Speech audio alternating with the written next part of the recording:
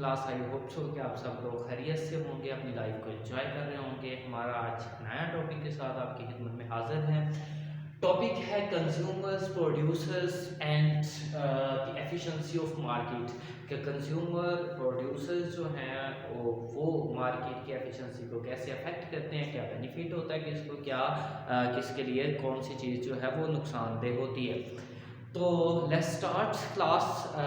इससे पहले अगर प्रीवियसली हम बात कर लें तो हमने ये टॉपिक जो है डिमांड एंड सप्लाई से शुरू किया था। हमने डिमांड को डिटेल में पढ़ा, हमने सप्लाई को डिटेल में पढ़ा, हमने इलास्टिसिटी ऑफ डिमांड की बात की, इलास्टिसिटी ऑफ सप्लाई की बात की, हमने साथ में गवर्नमेंट पॉलिसीज़ को भी डिस्कस किया और उसकी वजह से डिमांड एंड सप्लाई पे क्या अफेक्ट आता है, और हमने टैक्सेशन की भी बात की कि टैक्स लगने की वजह से डिमांड एंड सप्लाई में क्या अफेक्ट आता है। आज जो हम डिस्कस करने जा रहे हैं कि कंज्यूमर्स और प्रोड्यूसर्स जो हैं तो उसका क्या रोल है मार्केट एफिशिएंसी में। बच्चे फर्स्ट सेमेस्टर में इफ़ यू रिमेंबर हमने बात की थी कि markets are good place to organise economic activities. एक प्रिंसिपल पढ़ा था जिसमें हमने कहा था कि मार्केट्स द बेस्ट प्लेस होती हैं इकोनॉमिक एक्टिविटीज़ को परफॉर्म करने के लिए। उसी के थ्रू ये हमारा जो चैप्टर है ये परफॉर्म करेगा और उस प्रिंसिपल को हम हाईलाइट करेंगे बार बार। सबसे पहले बच्चे इकोनॉमिक वेलफेयर क्या होती है, the study of how the allocation of resources affect the economic wellbeing. जो इकोनॉमिक वेलबीइंग है, जो जब आप रिसोर्सेज एलोकेट करते हैं एक सेक्टर के लिए दूसरे सेक्टर के लिए, उसको फैसिलिटीज़ प्रोवाइड करते हैं, उसके रिसोर्सेज सेपरेट करते हैं, तो वो आपकी इकोनॉमिक वेलबीइंग, आपकी इकोनॉमिक वेलफेयर को कैसे अफेक्ट करती है। It's study is called economic welfare of economics या इकोनॉमिक वेलफेयर इकोनॉमिक्स। उसके बाद बचे कंज्यूमर सरप्लस। इसमें हम दो तीन चीज़ें डिस्कस करेंगे कि कंज्यूमर सरप्लस क्या होता है। सबसे पहले विलिंगनेस टू पे। बचे आप मार्केट में जब जाते हैं तो आपने एक माइंडसेट बनाया होता है कि मैं ये चीज़ इतने तक की ख़रीदूँगा। फॉर एग्ज़ाम्पल आप सोचते हैं कि मैं इस चीज़ के लिए 100 रुपये पे करूँगा, तो that is your willingness to pay. ठीक है, इससे ज़्यादा कि मैं ये चीज़ अफोर्ड नहीं कर सकता, that is maximum price at which you are willing to pay is known as willingness to pay. ठीक है, maximum amount that a buyer is willing to pay is known as willingness to pay. Example लेते हैं बच्चे, कोई चीज़ है, assume कर लें कि उसको 4 लोग आप ख़रीदने वाले हैं। ई बायर है, बी बायर है, सी बायर है, डी बायर है, और जो विलिंगनेस टू पे है, एक बंदा उसको $100 या 100 रुपीज़ में खरीदने के लिए विलिंग है। बी बंदा जो है उस चीज़ को 80 रुपीज़ में ख़रीदने के लिए विलिंग है। सी की बात करें तो वो 70 रुपीज़ में ख़रीदने के लिए को रेडी है, और डी की बात करें तो वो 50 रुपये इस चीज़ को पे करने के लिए रेडी है। ठीक है, जब हमने स्टार्ट में टॉपिक की बात की कि हम बात करेंगे markets are a good place to organise economic activities, तो हमने कहा कि मार्केट्स जो है बेहतरीन प्लेसेस होती हैं इकोनॉमिक एक्टिविटीज़ को परफॉर्म करने के लिए। ऑब्वियसली अब अगर एक ही चीज़ है या दो चीज़ें हैं तो कैसे डिसाइड होगा कौन परचेज़ करेगा और कौन नहीं परचेज़ करेगा। ऑब्वियसली ऑप्शन होगी, और ऑप्शन में आपको पता है जो सेलर है वो प्राइस लगाएगा 10 रुपये 10 रुपये में हर कोई बिलिंग है, तो ऐसे ऐसे प्राइस जो है वो बढ़ती चली जाएगी बढ़ती चली जाएगी। इवन कि जब प्राइस 50 क्रॉस करेगी तो ए बायर उसको ख़रीदने के लिए बिलिंग नहीं होगा, मीन वो बायर आउट ऑफ मार्केट हो जाएगा।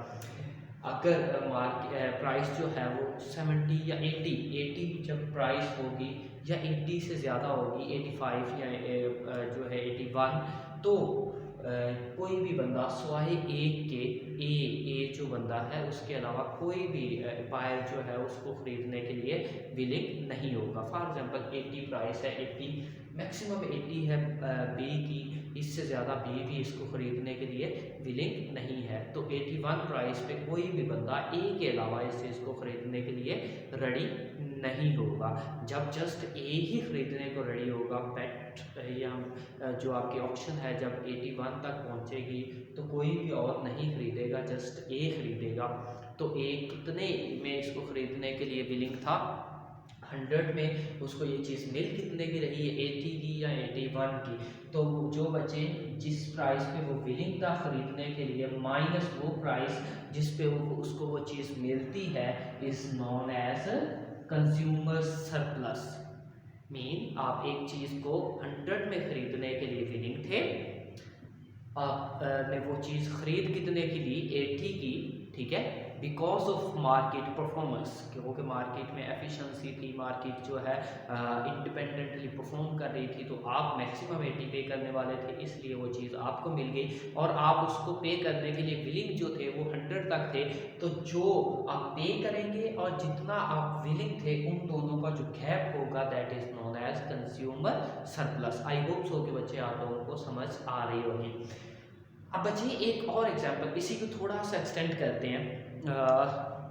अगर हम बात करें 70 की या 70 से बिलो की, तो 70 रुपीज़ पे 71 पे लगा लें, 71 रुपीज़ पे ए भी चीज़ को ख़रीदने के लिए रेडी है और बी भी चीज़ को ख़रीदने के लिए रेडी है, लेकिन ए का जो बेनिफिट है मीन अगर ये चीज़ आपको 70 पे ऑप्शन जो है वो क्लोज होती है, 70 पे रुक जाती है, तो फिर वो चीज़ ए भी खरीदेगा बी भी खरीदेगा। ए का कंज्यूमर सरप्लस कितना होगा बच्चे, 100 पर विलिंग था और पे कितने कर रहा है 70 माइनस किया तो इसका सरप्लस 30 होगा, और जबकि बी का सरप्लस कितना होगा 80 वो पे करने के लिए रेडी था, उसको ये चीज़ मिल कितने की रही है 70 की, तो उसका सरप्लस जो है वो कितना होगा 10 होगा। इट्स मीन के सरप्लस आपका पर्सन टू पर्सन वेरी करता है, जितना आप मैक्सिमम अफोर्ड कर सकते हैं, जितनी आपने लिमिट सोची होती है उसका और जितने आप पे करते हैं उनका जो डिफरेंस है, उनका जो गैप है, उसको हम क्या बोलते हैं, एक consumer surplus. No class consider that हमने बात की कंज्यूमर सरप्लस की, अब हम इसको प्रूव करने की कोशिश करेंगे use demand curve to measure consumer surplus. Consumer surplus और डिमांड कर्व का आपस में क्या लिंक है। हमने कहा है कि बच्चे अगर आप एक प्राइस विलिंग है पे करने को और जो आप पे करते हैं that is known as consumer surplus, ठीक है। फॉर एग्जांपल यहाँ पे एक प्राइस जो ए है वो $100 पे करने को रेडी है और वो चीज़ मार्केट में उसको थ्रू ऑप्शन जो है 70 की मिलती है, तो 30 रुपीज़ का उसको बचत होती है, तो वो क्या है उसका सरप्लस है। इसी तरह बी जो है 80 रुपीज़ पे करने को फीलिंग है, उसको 70 में वो चीज़ मिलती है, तो 10 रुपये जो है वो उसका सरप्लस है, सरप्लस कंज्यूमर सरप्लस। अब ग्राफ के थ्रू इसको प्रेजेंट करेंगे, हमें पता है डिमांड कर्व जो डाउनवर्ड स्लोप रखता है बच्चे। अब एक्चुअली है क्या कि ये मैक्सिमम प्राइस है जो ए पे करने को विलिंग है और ये मिनिमम प्राइस है जो डी पे करने को विलिंग है। सबसे पहले जब प्राइस 50 से, ये यहाँ पे 50 प्राइस है, इससे अबव होगी तो डी क्या है मार्केट से आउट हो जाएगा, ठीक है। इसी तरह प्राइस 70 क्रॉस करेगी तो जो आपका सी है वो मार्केट से आउट हो जाएगा। प्राइस 80 अबव होगी तो बी जो है वो मार्केट से आउट हो जाएगा। According to our first example के मार्केट ऑप्शन है जो वो 80 से अबव पे लगती है, मीन 80 पे लगती है, अस्यूम करें तो 80 प्राइस पे ये चीज़ जो है इतने में किसको मिलेगी ए को, क्योंकि ए ज़्यादा पे करने को विलिंग है। तो ये बच्चे जो उसका गैप है ये मीन वो विलिंग कितना था 100 पे करने को, उसको चीज़ मिली कितने की 80 की, तो ये जो गैप है ये क्या कहलाएगा इज सरप्लस। ये का क्या होगा सरप्लस होगा, ए की बचत होगी, कंज्यूमर्स सरप्लस होगा। अब अगर हम इस वाले एग्जांपल को लें तो यहाँ पे मेन दो चीज़ें अगर सेल होती हैं 70 मिनिमम प्राइस जो है वो मैक्सिमम प्राइस जो है वो काउंट होती है, तो इस प्राइस पे ए को क्या है इतना बेनिफिट होगा, ये प्राइस ए को मिलेगी क्योंकि देखें ए 100 पे करने को विलिंग था, उसको चीज़ मिली कितने की है 70 की, तो जो 100 में से 70 हमने माइनस किया तो मीनिंग जो 30 है ये उसका क्या कंज्यूमर सरप्लस है। दूसरी तरफ बी की बात करेंगे बच्चे, बी 80 रुपीज़ में परचेज करने को विलिंग था प्रोडक्ट, बी इसको मिलेगी ना बच्चे सबसे पहले ये ए फर्स्ट वाली प्रोडक्ट किसको मिलेगी ऑब्वियसली ए को मिलेगी क्योंकि वो मैक्सिमम प्राइस पे करने के लिए रेडी है।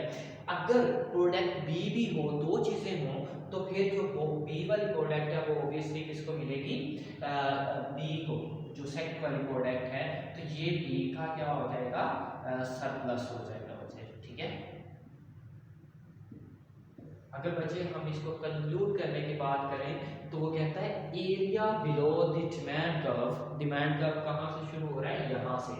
ये आपका area below the demand curve है and above the price, price क्या है ये वाला, ठीक है, is called consumer surplus. Mean कि यहाँ से आपका डिमांड का 100 से स्टार्ट हो रहा है पहले एग्जांपल में अगर हम बात करें, और 80 जो है मैक्सिमम प्राइस है, तो इन बिटवीन जो एरिया होगा वो क्या है, आपका कंज्यूमर सरप्लस कहलाता है बच्चे। और अगर हम ये दो की एग्जांपल लें तो आपकी मैक्सिमम जो डिमांड का है वो यहाँ से स्टार्ट हो रहा है, और आपकी जो मिनिमम मैक्सिमम प्राइस है वो 70 है, तो इन बिटवीन का जो एरिया होगा दैट इज कंज्यूमर सरप्लस, ठीक है। दूसरी बात को क्या कहता है, willingness to pay minus market price is equal consumer surplus. Willingness to pay कितना है बच्चे, 100 यहाँ पे, और मार्केट प्राइस क्या है वो आपकी 70 है। The difference between these two is called consumer surplus. I hope so कि बच्चे आप लोगों को समझ आई होगी। हम बात कर रहे हैं कि कंज्यूमर विलिंगनेस टू पे क्या होती है और कंज्यूमर सरप्लस क्या होता है। विलिंगनेस टू पे वो प्राइस है, maximum price which is you are agree to pay to buy a thing, और कंज्यूमर सरप्लस क्या है, the difference between the price you are willing to pay and the market price.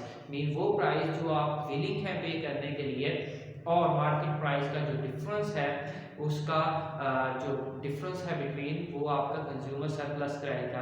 अब question raise हो सकता है कि अगर आप विलिंग 100 पे करने के लिए और मार्केट में प्राइस 200 है तो आपका सरप्लस तो नेगेटिव में होगा। ऐसा नहीं होगा बच्चे। यहाँ पे अगर आप देखें तो डी 50 पे करने को रेडी था और मार्केट में प्राइस जो है 70 थी, तो क्या डी का जो सरप्लस है वो नेगेटिव 20 हो गया? नहीं बच्चे, डी जब विलिंग ही 50 पे करने को है तो इससे ज़्यादा प्राइस पे वो चीज़ खरीदेगा ही नहीं। आई होप सो कि बच्चे आप लोगों को समझ आई होगी। Thank you very much.